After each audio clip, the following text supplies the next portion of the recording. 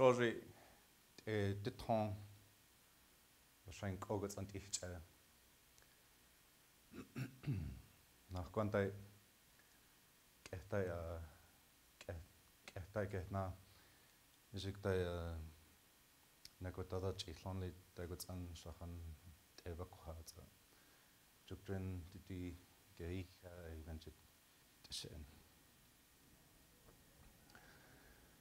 Ich soll da wahrscheinlich auch Gorici und so. Jatak na Juna der Tag jatin juk Afrika king hi. Lena think Shahad und so war noch lit kan dai kwat hit den juk Afrika dit again het. Und so Jajinai I quite get gujit chon jadigan cha den juk Afrika king hi. And so she got an agodal she can check. Ga heights are gonna tonight attack hinji quite get attack jet the ton legwan gil kate but say hinjit nagajri slash ranch dinji night on late nagajri and so but say but say nili ga kai and so trinanai di kwanai Queen Cloud Segui in slash ranch ads chitai ranch egg aids jadoncha. And she shahan jina jin dog and such elki in clash han shahne. Okot ed DJ Noro or Vashank Odi DJ Noro or shahne. Nanai shen Tana has a she and a taisha shahne. Get the cut in Tava Shank or Quincy Guash in the Quinsula Ninut ga shed sheet in the Guahanja or Shank or Gazani. Quick key or Trotchit I Taija Kujiko I ga new Quaja Shat Gwen Dainani and the trust hedge in the street he shares Quinklo. The Queen AI each shades Amama Zak Ian let oncha was cut each shade. Do let the hequal is a Oakon, the hequal Sheh and the Guizik Oitna. The Guat over each shade Shahanja should try hot cheek was a should tiny dick.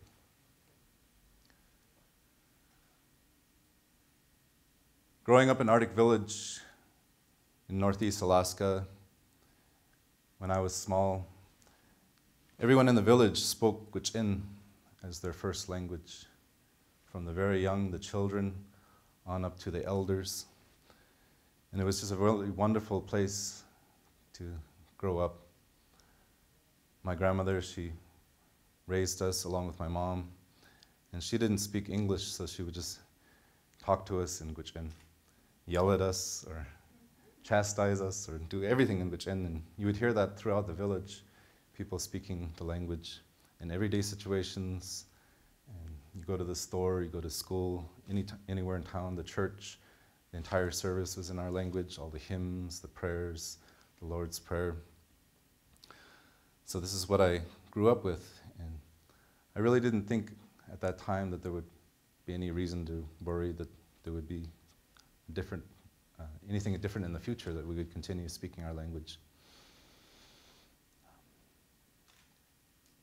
But also at that time, there are a lot of parts of our culture still being practiced, and in the fall time, people would go up to the Chanle, which is a sloping mountain near the village, and on one side there's these gentle sloping mountains, on the other side there's more rocky and steep mountains. But this side of the village where Dachanle is where the caribou would migrate. And so we spent all of our time, a couple days up there, hunting and butchering and drying and eating caribou and just sitting by the fire and having a good time, good stories. And it was just a really wonderful time. But after 4 days or so, we were up there. My mom came to me and says, "Okay, it's time to go home. Let's go back to the village, and you're going to lead the way," she said. And I'm going to go after you, she said. So up on the mountain, I looked down and I could see Arctic Village, and I was really excited at this job. And I was really happy. So I began down the trail, and as I was going down the mountain, the trail was pretty clear at first, but then before long I was completely lost in the willows and just struggling and crying. Ama, is this the right way? Are we going the right way? And I thought that I got ourselves killed out there. You know, you're 7 years old and you think, I don't know, I was just really afraid that I had done something terribly wrong and we were going to die as a result.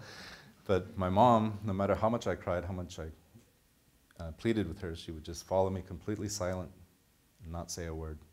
No matter how much I struggled, no matter if I was going the wrong way, she didn't say anything. She would just follow me.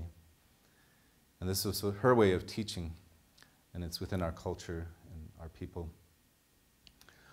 Our languages here in Alaska, you know, there's 20 languages, and all of them are over centuries developed in close and intimate connection with the land. At the Doyon Foundation, we're working with 9 languages, and that's almost half of the total Alaska Native languages here in the state. And we're working to try and help revitalize and get these languages spoken. And some of these languages, you could, like Wich'en, you could probably fill this room twice. That's how many speakers we have today.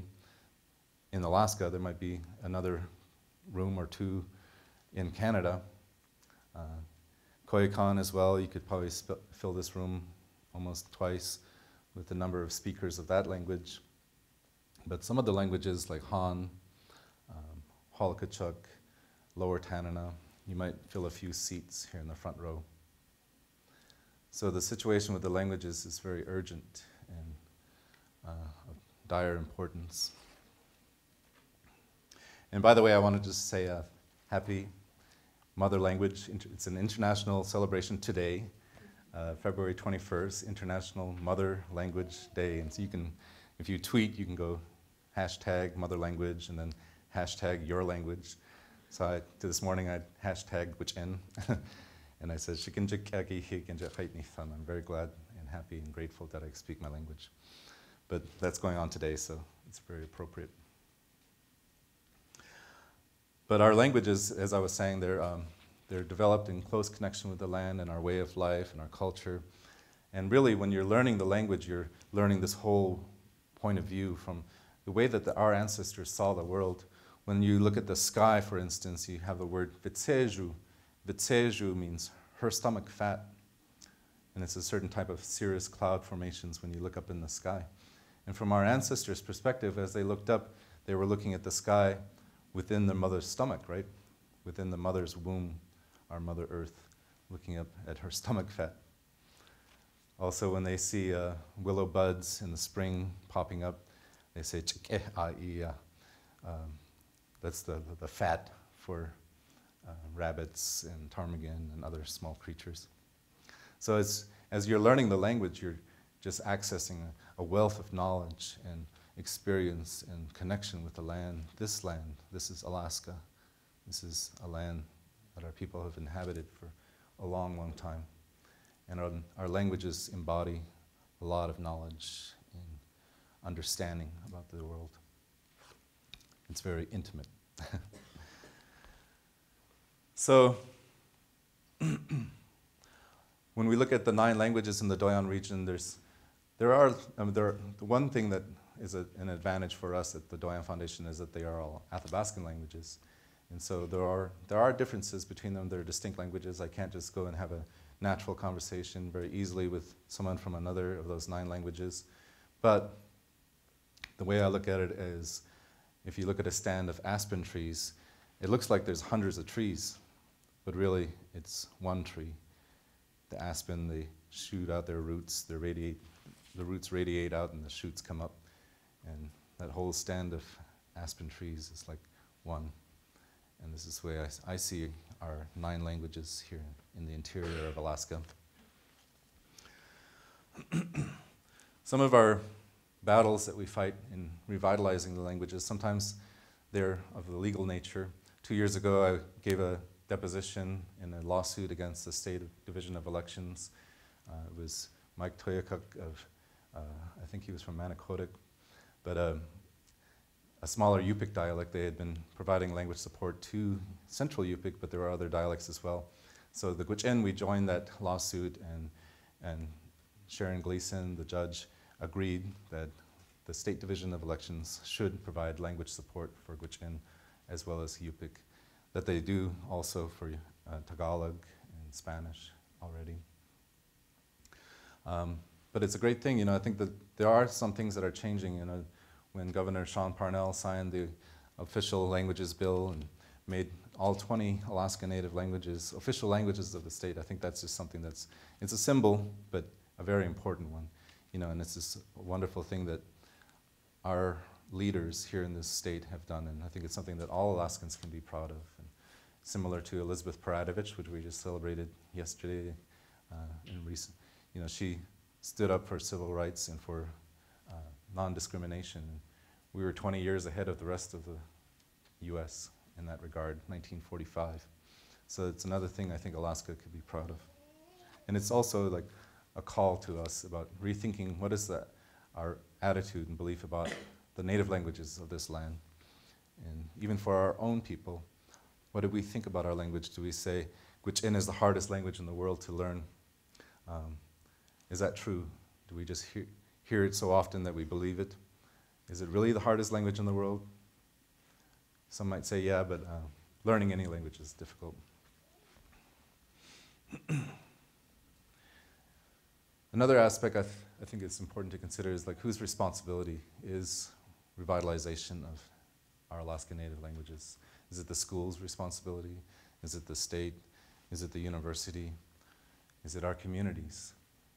Is it a personal responsibility? I think all of us have some part in it as citizens of this state, that our official languages have that support. So when I began teaching in 2009, I was trying to teach Gwich'in, and I thought, yeah, I'll teach Gwich'in. And I thought by the second semester my students would be fluent and they would be able to go out and start having conversations, and I was really excited. And the reality hit when I got in the classroom and there was all these students in front of me waiting to be taught. I didn't know much about pedagogy, and then I also didn't understand the challenges that it was, what a challenge it is for students to try and learn the language. And so I was looking at this and saying, okay, well, I have a background in theater. I can do theater. I can create or integrate the arts into my teaching and perhaps make it more engaging for my students. So a couple years ago, we translated Lear, Shakespeare's King Lear, into Gwich'in, and we toured that around the state. And we also, a year ago, translated parts of Midsummer Night's Dream. And you might ask, well, why Shakespeare? But Shakespeare, I think, Lear in particular, just resonated for me. I looked at that figure, this old king, and facing an uncertain world. The world is changing around him, and he's very concerned about what will happen in the future and how will he address the changes that are coming. So he makes certain decisions, and well, it is a tragedy, so it doesn't come to any good end. But I just thought that resonated for me with when you look at our elders and their concern for the future and the choices that they feel like they have to make and the importance that they want to, the things that they want to pass on.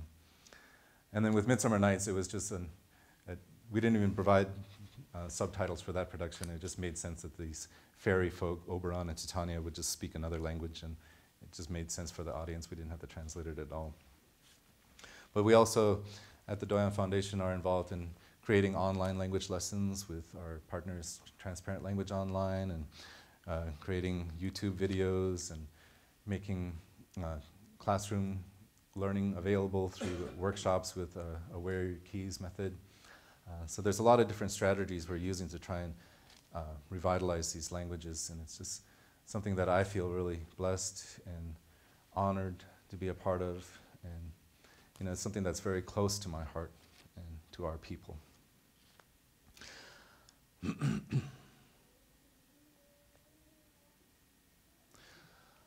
At a recent workshop, one of our it was a Lower Tanana workshop, and there was a group of people from Minto and Nenana, and it was just wonderful seeing them come together. And one of the workshop participants said, well, you know, I never heard our grandparents say, I love you. And they always wondered why they didn't hear that from their grandparents. And it wasn't until she got older that she realized, oh, they were saying I love you, but they were saying it in the language. They weren't necessarily saying it in English. And I just want you to right now say it with me. E. E. And you might want to hug the person next to you, or even embrace yourself and say, E. E. And that's what a grandparent says when they are hugging their grandchild and giving them the love and the support and all the things that a grandparent does for their grandchildren. They just simply say, E. So, in 2009, when I began to try and teach Gwich'in to young people, I thought, oh, here I am. I'm here to save the language. That was my intention anyways. I really wanted to save the language. And in the years since then, and all the learning that has occurred, the trial and errors, it turns out, saved me. Gwich'in language has always been close to my heart, and all of our Alaskan Native languages, but today it just means a whole other thing to me. It's gained additional depth and meaning and purpose. It's given me a purpose in life. And it's really our language wrapped its arms around me and said, E. Masicho, thank you.